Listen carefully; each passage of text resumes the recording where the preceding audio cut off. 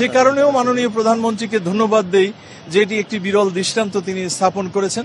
আমাদের চার্চগুলো, অনেকগুলো চার্চ আছে গরিব, কিন্তু সেই চার্চের পালকদের জন্য তিনি ভাতা দেওয়ার ব্যবস্থা করেছেন। এটা টাকা দিয়ে আমরা বিচার করতে চাই না, এটা একটি সম্মাননীয় এবং রিকগনিশন যে তিনি সমস্ত মণ্ডলীকে বা চার্চগুলোকে দিয়েছেন।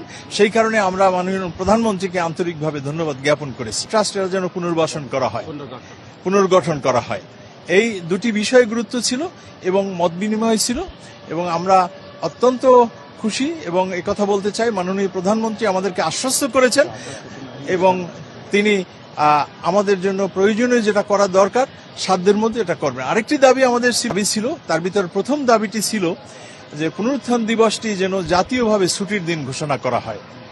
দ্বিতীয় দাবি ছিল আমাদের ট্রাস্ট খ্রিস্টান কল্যাণ সংরক্ষিত নারী আসনে যেন একজন খ্রিস্টান প্রতিষ্ঠানদের মধ্যে থেকে একজন নারীকে নির্বাচন করা হয়। ট্রাস্টের পুনর্গঠন চেয়েছি, কারণ আগে যারা ছিলেন এখানে, আমরা ওই শব্দটা অনেক সময় বলি না, তারপরে ওই কথা বলি যে আওয়ামী শাসনের সাথে যারা যুক্ত ছিল তারাই ওই কমিটিতে এখনো আছে, দুই একজন ছাড়া। তাই আমরা জাতীয়তাবাদী দলের সাথে যারা যুক্ত সমমনা, তাদের দ্বারা যেন এই ট্রাস্টটি গঠন করা হয় সেই আবেদনও করেছি, এবং সকল চার্চের প্রতিনিধিত্ব যেন এখানে পায়।